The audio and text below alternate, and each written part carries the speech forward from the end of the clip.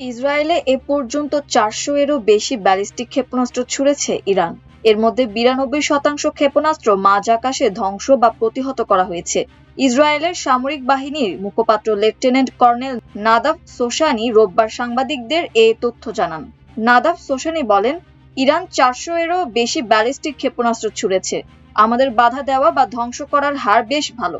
আমরা তাদের এসব ক্ষেপণাস্ত্রের প্রায় 92% সফলভাবে ধ্বংস বা প্রতিহত করেছি। গতকাল শনিবার রাতে দক্ষিণ ইসরায়েলের 2টি শহরে ইরান ক্ষেপণাস্ত্র হামলা চালায়।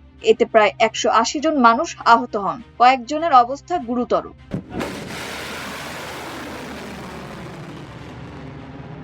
এদিকে যুক্তরাষ্ট্র ইসরায়েলের যৌথ হামলায় ইরান জুড়ে এ পর্যন্ত 81,000-এর বেশি বেসামরিক স্থাপনা ক্ষতিগ্রস্ত হয়েছে। ইরানের রেড ক্রিসেন্ট সোসাইটি আজ রোববার এ তথ্য জানিয়েছে। সংস্থাটি জানায়, হামলায় চিকিৎসা কেন্দ্র, বিদ্যালয়, অ্যাম্বুলেন্স এবং ত্রাণ কর্মীদের লক্ষ্যবস্তু করা হয়েছে। এটা আন্তর্জাতিক মানবিক আইন ও জেনেভা কনভেনশনের স্পষ্ট লঙ্ঘন।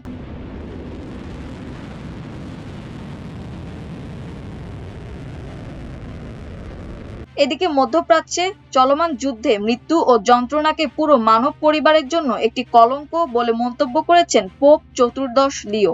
একই সঙ্গে তিনি অবিলম্বে যুদ্ধবিরতির জন্য তার আহ্বান পুনর্ব্যক্ত করেছেন। পোপ চতুর্দশ লিও যুক্তরাষ্ট্রের নাগরিক। আজ রোববার ভ্যাটিকান সিটির সেন্ট পিটার্স চত্বরে সাপ্তাহিক অ্যাঞ্জেলাস প্রার্থনা সভায় তিনি বলেন, এত মানুষের কষ্ট এবং এই সংঘাতের শিকার নিরপরাধ মানুষদের দুর্দশার মুখে আমরা চুপ থাকতে পারি না।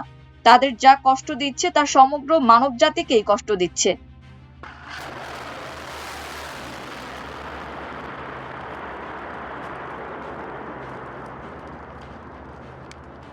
পোপ লিও জানান, তিনি মধ্যপ্রাচ্য ও সহিংসতায় বিধ্বস্ত অন্যান্য অঞ্চলের পরিস্থিতি হতাশার সঙ্গে খেয়াল করছেন। আমি দৃঢ়ভাবে আমার আবেদন পুনর্ব্যক্ত করছি, আমরা যেন প্রার্থনায় অবিচল থাকি, যাতে শত্রুতা বন্ধ হয় এবং শেষ পর্যন্ত শান্তির পথ অবারিত হয়।